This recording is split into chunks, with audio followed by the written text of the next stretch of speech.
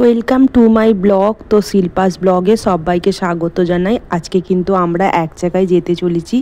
আমরা যেখানে যাচ্ছি তো তোমাদের সেটাই দেখাবো, আমাদের গন্তব্যস্থলে। সেখানে আমরা কী জন্য যাচ্ছি না যাচ্ছি, কী বা করতে যাচ্ছি সেটাও তোমাদের দেখাবো। তো তোমরা আমাদের সাথে থাকো, ভিডিওটা দেখতে থাকো, স্ক্রিপ্ট না করে। তো দেখো, এটা হচ্ছে বাইরখন স্টেশন। এখানে হচ্ছে গেট পড়েছিল, এবার কিন্তু গেটটা উঠে গেছে, আমরা বেরিয়ে পড়লাম আবারও। তো দেখো, তোমাদেরকে সবটাই বলবো যে আমরা কী জন্য যাচ্ছি।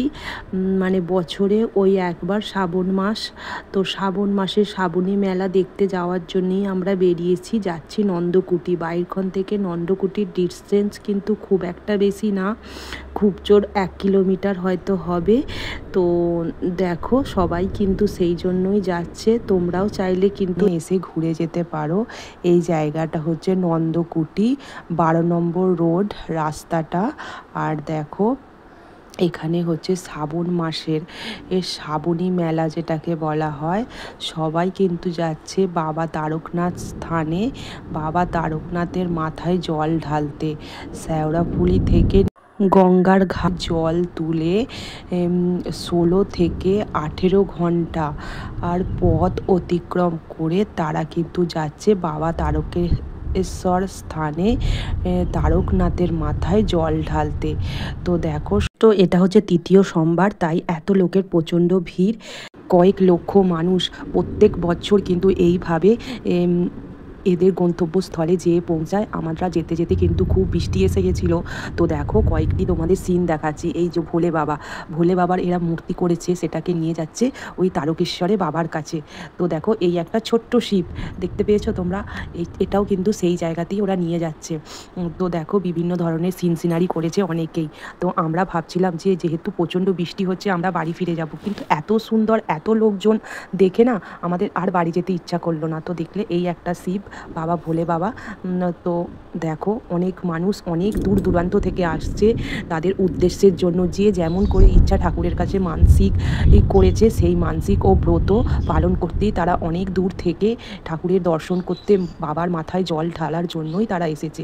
তো মাঝে মাঝে সাইডে দেখবে তোমরা বাঁক রাখার জন্য মানে বাঁশের কিছু জায়গা করে দিয়েছে, যাতে ওরা মাঝে মাঝে ওই বাঁকগুলো ওখানে রেখে বিশ্রাম নিতে পারে। তো দেখো, আমরা কিন্তু তারকেশ্বর যাবার যে গেট, সেই গেট পর্যন্তই হেঁটে হেঁটে গিয়েছিলাম। তো আর আমরা যাইনি, যেহেতু অনেকটাই রাত্রি হয়ে গেছে। দেখো, এই যে এটা হচ্ছে তারকেশ্বর যাবার একটা গেট। তো দেখো, এখানে অনেকেই ভিডিও করছে, সেলফি তুলছে। তো এবার আমরা ব্যাক করে গেলাম বাড়ি যাওয়ার উদ্দেশ্যে। তো দেখো, এই একটা শিবকে কেমন, মানে কত সুন্দর দেখো মূর্তিটা, এরা সবাই মিলে কিন্তু নিয়ে আসছে। আর ভিড়টা দেখো, মানে জায়গা দেওয়া যাচ্ছে না, এত পরিমাণে ভিড়। তো তোমরা বাঁকগুলো দেখো, আমরা যদি 1 বালতি বা 1 ঘড়া জল বেশিক্ষণ কিন্তু নিয়ে রাখতে পারি না। তো এরা দেখো, দুদিকে দুটো ঘড়া, আর প্রচণ্ড পরিমাণে বাঁকগুলো দেখতে পাচ্ছ কত রকমের মানে কারুকার্য করা আছে।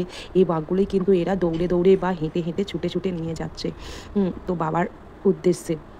তো দেখো, এখানেও কিন্তু একটা ভোলে বাবার মূর্তি আমরা দেখতে পাচ্ছি, পার্বতীকে কোলে নিয়ে বসে আছে। তো দেখো,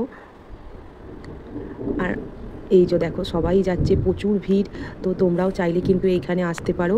এই একটা ভোলে বাবার মূর্তি দেখো। আর দেখো, আবারও একটা মূর্তি আসছে। তো এই জায়গাটায় আবার আমরা চলে এলাম নন্দকুটি হেঁটে হেঁটে। তো দেখো, দেখতে তো খুবই ভালো লাগছে, মনে হচ্ছে যেন আর বাড়ি না যাই। দেখো, শ্রীকৃষ্ণ রথে চড়ে আসছে, দেখতে পেয়েছো তোমরা? এই যে দেখো, নিয়ে চলে গেল। তাড়াতাড়ি করে ভিডিওটা সেভাবে করতে পারিনি, তো তোমাদেরকে একবার দেখিয়ে দিলাম। তো দেখো, কতটা না সুন্দর। আজকের ব্লগটি তোমাদের কীরকম লেগেছে জানাবে। যত রাত বাড়ছে লোকের ভিড়ও কিন্তু প্রচুর বাড়ছে। তোমরা কিন্তু চাইলেই এইখানে আসতে পারো। তো আর আমার ভিডিওটা তোমাদের বন্ধুদের কাছে শেয়ার করে দেবে, তাদেরকে দেখার সুযোগ করে দেবে। টাটা।